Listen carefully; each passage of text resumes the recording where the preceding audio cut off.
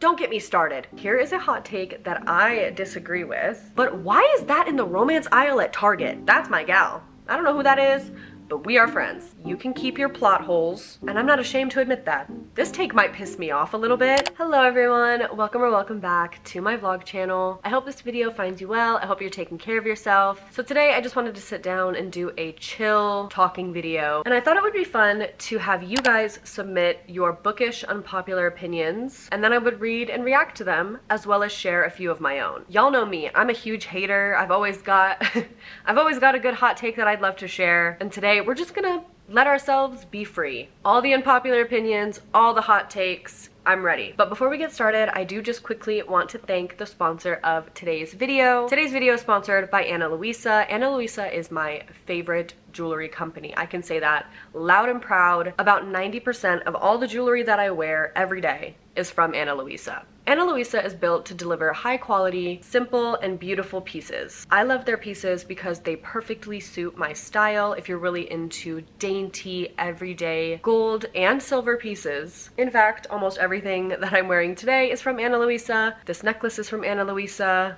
One of my favorites. I never take it off. All of my earrings that I also never take off. I shower with them, I go to the pool. I've had them for months and months. In fact, this little hoop with my initial, Josh got me last Christmas, and it still looks brand new. But my two newer additions are this really cute quilted ring. I'm absolutely obsessed with it. And this really easy self-adjusting bracelet. It's like a black rope, and it's super easy to take on and off by yourself, which I love.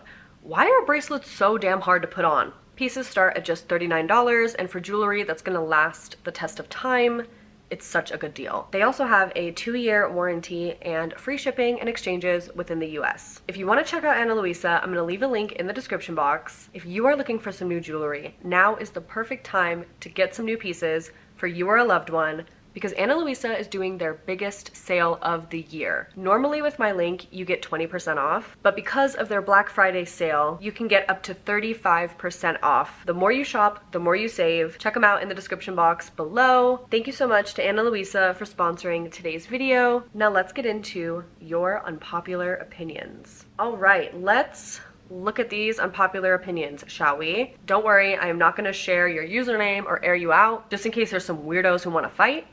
Please remember to be respectful of everyone in the comments below. I'd love to hear some of your unpopular opinions or hot takes, but just remember, everyone's entitled to their own opinion, and it's okay to not have the same taste as everyone else.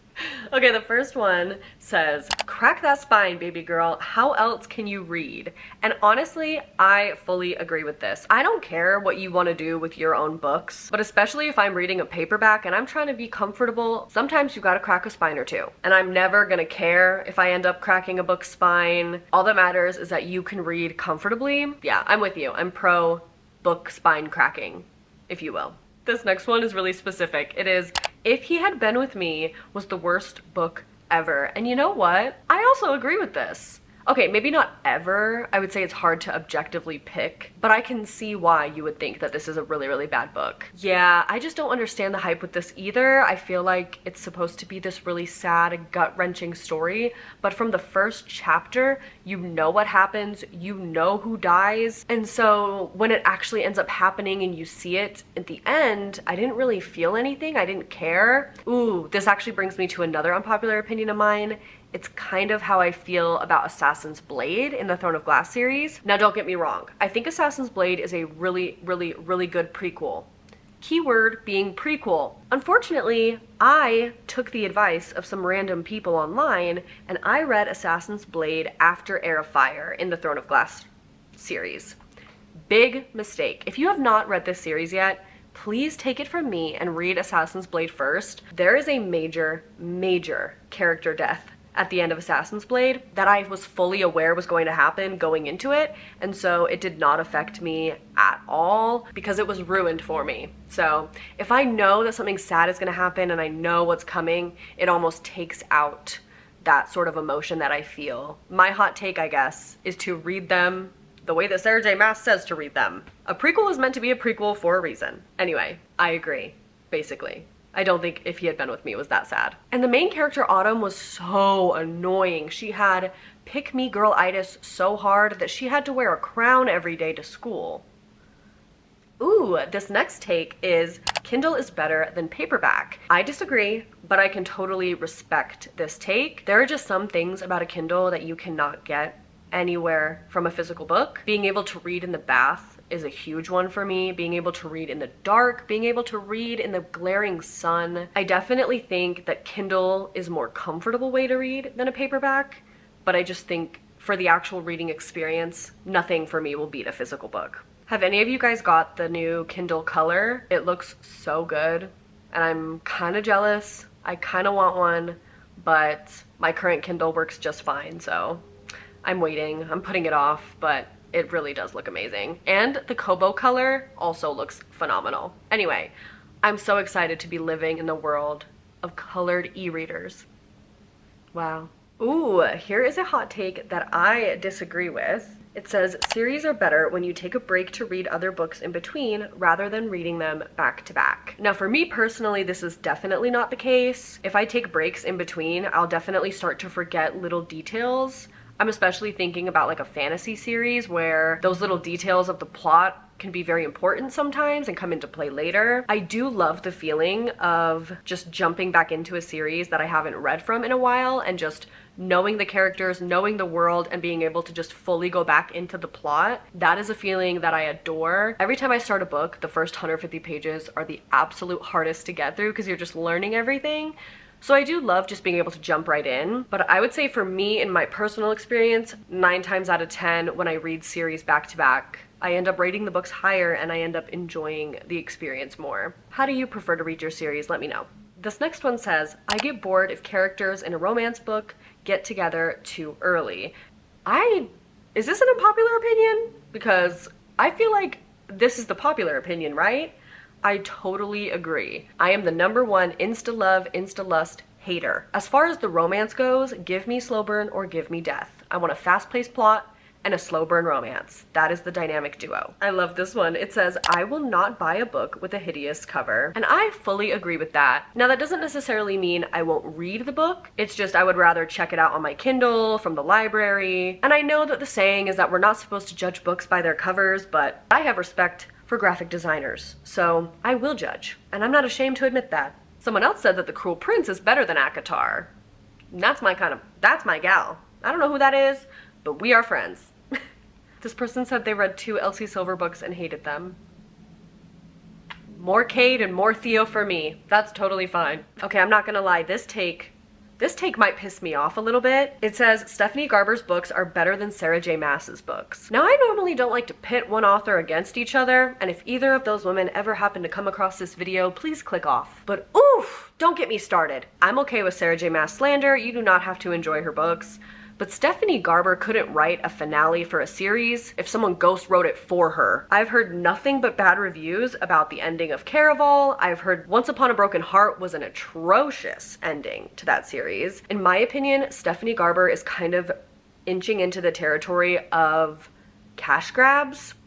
I know she's gonna release a spin-off series about Apollo. I mean, that's fine. You can enjoy Stephanie Garber's books. You can keep your plot holes. But there was nothing more satisfying than the way that Sarah J. Maas tied Assassin's Blade to Empire of Storms. I don't think she could pull that off in her biggest dreams. This is a good one. TikTok has killed the fantasy genre. It's all trope, no plot now. I feel like this person specifically is talking about romantasy as a genre.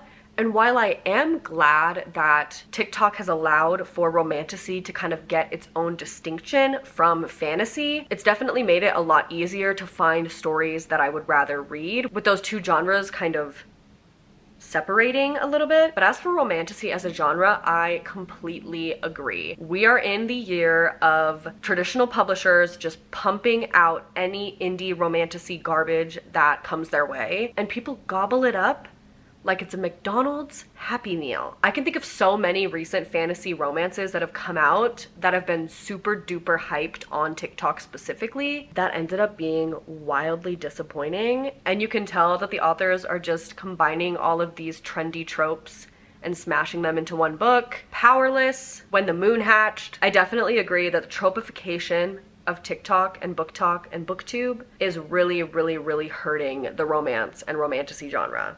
Another unpopular opinion of mine that I can throw in is that 90% of the time I get more attached and I feel more for a romance subplot than I ever do with a romance book. Romance subplots just hit different. When I think of couples in books that I love, they're not usually couples from romance books. I'm thinking Jude and Cardan from The Cruel Prince. That is a huge romance subplot. Lorcan and Alide was a subplot. I don't know. Romance subplots just hit differently. I love this one because it's so angry. Colleen Hoover is the worst writer I have ever fucking read. Honestly, good for you, because I think her books are trashy and bingeable and entertaining, but I have definitely read some way worse books in my time with way worse writing. At least Colleen Hoover's got her grammar together for the most part, because whew, some of the things that I have seen. I've definitely read worse written books, but I agree that her books are probably not worth all the hype that they got in the past few years. This next one actually is such a good point. It says, I cannot get into the new audiobook trend of erotic fiction. A stranger telling me I'm a good girl? And I haven't really thought about it that much because I love audiobooks. I listen to audiobooks all the time. Don't even come at me with that audiobooks don't count as reading. That is an unpopular opinion that I will not stand for in this house. Bye-bye. I love audiobooks. But you are totally right, because when I reflect on the romance audiobooks that I've listened to, probably about 9 times out of 10, I am not enjoying the spicy scenes. I'm not enjoying the narration, especially when the male narrator tries to be like all sexy with his voice. Like, unless we've got a Zachary Weber narration going on, or one of the like all-time greats, maybe even a Julia Whelan. I feel like Julia Whelan could read me smut and I'd be into it. Speaking of spice and erotic scenes in books, this next take is most modern romance novels should be labeled erotica. And I agree with this. They at least need to have an 18+ warning on the cover, on the back. I would even take this a step further and say that most dark romances nowadays should also be labeled erotica and are also typically just glorifying rape and abuse.